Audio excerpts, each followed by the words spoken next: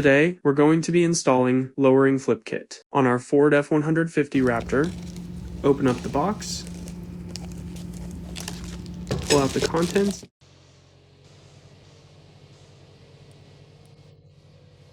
you will find the U-bolts, the hardware, the axle relocation saddles,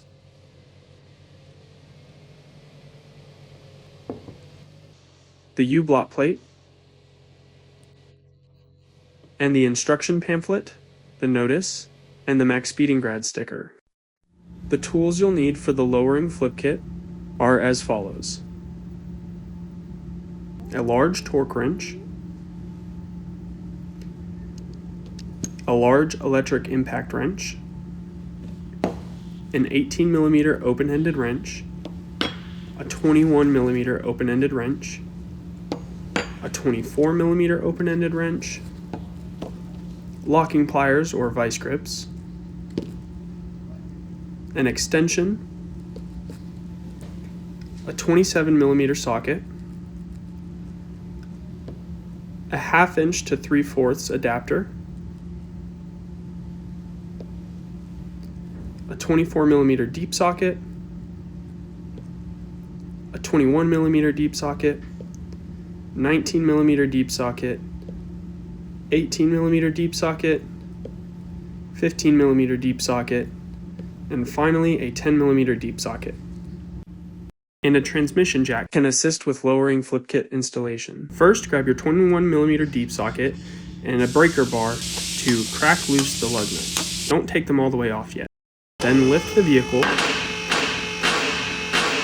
Then use your 21mm socket on your electric impact to remove the lug nuts the rest of the way. Once you're done, go ahead and remove the wheel. And use your 18mm wrench with your 15mm deep socket on your electric impact to remove the upper shock mount bolt. Now using those same two tools, you can remove the bottom nut and mounting bolt. Take the bolt out and remove the shock absorber. Use the transmission jack to support the rear axle. Now use your 21mm wrench with an 18mm deep socket to remove the rear leaf spring mounting bracket. Now using a 24mm open-ended wrench and a 27mm socket on your electric impact, go ahead and remove the front leaf spring mounting bolt. Now remove these wire retaining clips. Then use your 21mm deep socket to remove the U-bolt nuts. There's 4 of them. Make sure you get every single one. Once you're finished with that, remove the U-bolts. Because our U-bolt has been damaged, we will not remove it completely, however you would if yours was in good shape. Now lower the axle and remove the block. Now remove the rear leaf spring bracket mounting bolts, one on each end, and it's best to have a buddy to help you lift the rear leaf spring, but if you're just by yourself, you can probably get it done just fine. Go ahead and remove the rear leaf spring. Now grab your 19mm deep socket on your impact wrench and remove the leaf spring center bolt. You can use your vise grips to hold the other end in place.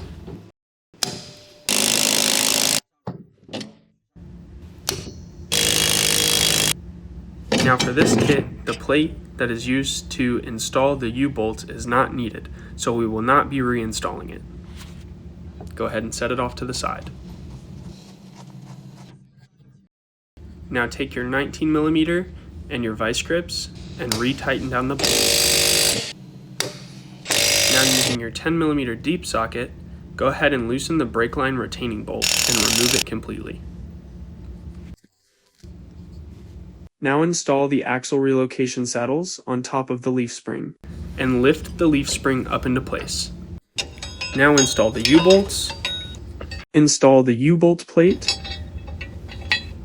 install the washers, and hand thread on the nuts. We need to center the leaf spring before we tighten down these nuts the rest of the way.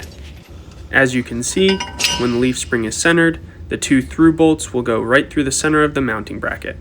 Now use your 24mm deep socket on your electric impact wrench as we have here, to tighten the U-bolt nuts the rest of the way down.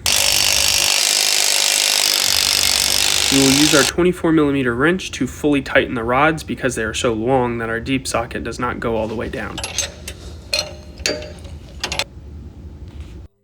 At this point, the lowering kit is fully installed. Reclip our ABS harness, and if you want to retain this brake line mounting bracket, you will have to get a shorter 10mm bolt, as this one is too long and hits the lowering kit. You will also want shorter travel shock absorbers, and the front needs an additional leaf spring bracket in order to be properly installed. Our kit does not include this, so we installed it as is for the time being. The other side of the vehicle is the exact same procedure, so just repeat this video for the other side and you'll be good to go.